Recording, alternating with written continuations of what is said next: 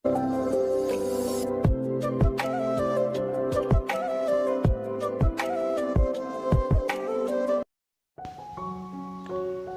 স্বাগতম জনাইছো মোৰ চেনেলৰ অন্য এটা ভিডিঅ'লৈ। 2 বছৰৰ আগৰ কথা, পূজা নামৰ এজনী ছোৱালী আছিল যিজনী যোৰহাটৰ এটা কোচিং ক্লাছত বেংকিঙৰ তৈয়াৰী কৰিছিল। পূজাৰ কোচিং ক্লাছৰ তলত এখন সৰু ৰেষ্টুৰেণ্ট আছিল। পূজা আৰু তাইৰ লগৰবোৰে মাজে সময়ে ক্লাছৰ পাছত সেই ৰেষ্টুৰেণ্টখনলৈ চাহ খাবলৈ আহি থাকে, কিয়নো ৰেষ্টুৰেণ্টখনৰ চাহ বহুত জনপ্ৰিয় আছিল। এদিন পূজাৰ জন্মদিন আছিল, গতিকে পূজাৰ লগৰবোৰে মিলি এটা প্লেন বনালে যে ক্লাছ শেষ হোৱাৰ পাছত আমি তলৰ ৰেষ্টুৰেণ্টখনত পূজাৰ জন্মদিন উদযাপন কৰিম। ক্লাছ শেষ হোৱাৰ পিছত পূজাৰ লগৰবোৰে তলৰ ৰেষ্টুৰেণ্টখনলৈ মাতিলে আৰু পূজাক তাইৰ জন্মদিনৰ ছাৰপ্ৰাইজ দিলে আৰু সকলোৱে জন্মদিনৰ উদযাপন কৰিলে। সেই ৰেষ্টুৰেণ্টখনৰ কাউণ্টাৰত 24 বছৰ বয়সৰ এটা ল'ৰাই কেছিয়াৰৰ কাম কৰিছিল।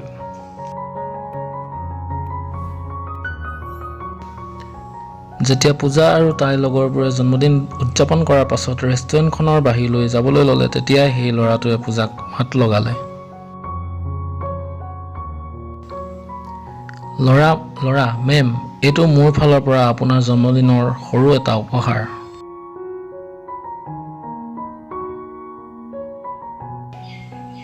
পূজা, থেংক ইউ।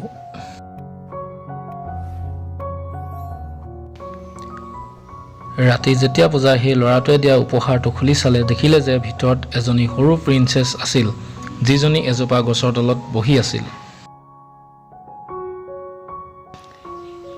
আৰু সেই উপহাৰটোৰ ভিতৰত এখন চিঠিও আছিল। পূজা সেই চিঠিখন পঢ়িল। তাত লিখা আছিল, পূজা, আপুনি বহুত মৰম লগা আৰু ধুনীয়া হয়।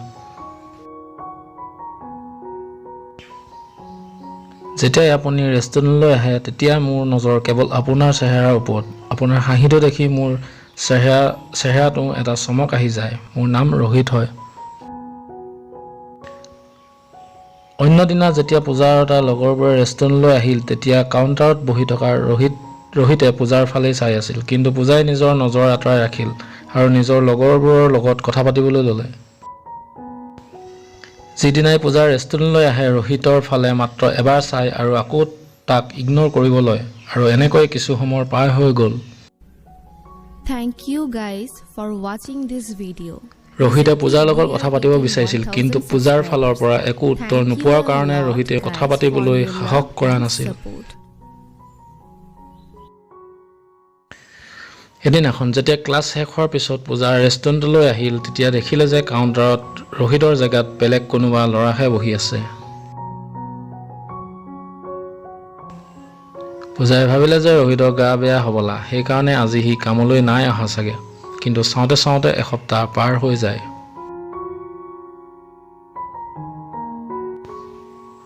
তেতিয়া পূজাৰ চিন্তা হ'বলৈ ধৰে আৰু কাউণ্টাৰলৈ গৈ সোধে যে ৰোহিত নামৰ যিটো ল'ৰাই ইয়াত কাম কৰিছিল, সি এতিয়া ক'ত আছে? সি কাম এৰি দিলে নেকি?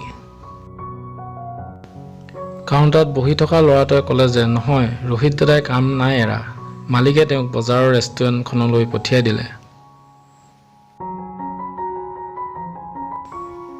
পিছদিনা পূজা সেই বজাৰৰ ৰেষ্টুৰেণ্টখনলৈ যায়। তেতিয়া ৰোহিতক দেখি তাইৰ চেহেৰাত হাঁহি এটা বিৰিঙি পৰে। ৰোহিতে পূজাক দেখি লগালগ কাউণ্টাৰৰ পৰা বাহিৰলৈ ওলাই আহে আৰু কয়, মেম, আপুনি ইয়াত যে, আৰু আপোনাৰ লগৰীয়াবোৰ নাই অহা যে? পূজা, নহয়, কথাটো এনেকুৱা যে মই কিবা কাম এটাৰ কাৰণে বজাৰলৈ আহিছিলোঁ আৰু মোৰ অলপ ভোকো লাগি আছিল, সেইবাবে মই ইয়ালৈ আহি গ'লোঁ। ৰোহিত, ভালে কৰিলে মেম, আপুনি বহক, মই আপোনাৰ বাবে কিবা এটা লৈ আহোঁ। পূজা, আপোনাৰ নাম ৰোহিত হয় ন? ৰোহিত, হয়। পূজা, মোৰ আপোনাৰ লগত কথা আছে। আপুনি কালিলৈ মোৰ ক্লাছ শেষ হোৱাৰ পাছত লগ কৰিব পাৰিবনে?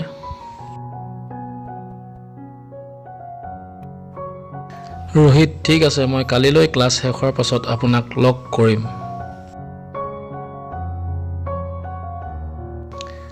পিছদিনাখন ক্লাছ শেষ হোৱাৰ পাছত দুয়ো লগ হ'ল। পূজাই ৰোহিতক ক'লে যে আপোনাক মোৰ ভাল লাগে, কিন্তু মই এই প্ৰেম ভালপোৱা এইবোৰত পৰিব নিবিচাৰোঁ। মই মোৰ পঢ়া আৰু কেৰিয়াৰটো গুৰুত্ব দিব বিচাৰোঁ।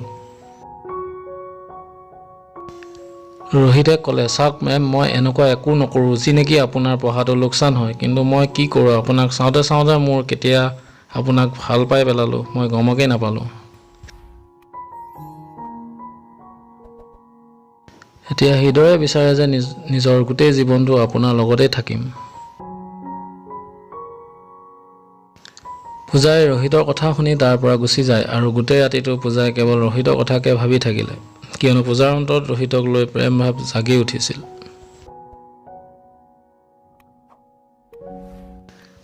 পিছদিনাখন আবেলি পূজা মাৰ্কেটৰ ওচৰৰ ৰেষ্টুৰেণ্টখনলৈ যায় আৰু ৰোহিতক এখন চিঠি দি তাৰ পৰা গুচি যায় Recently, we are hitting 1000 subscribers. ৰোহিতে যেতিয়া সেই চিঠিখন পঢ়ে তেতিয়া তাত লিখা আছিল যে ৰোহিত এতিয়া মোৰ তোমাৰ প্ৰতি ভালপোৱা ভাৱ জাগি উঠিছে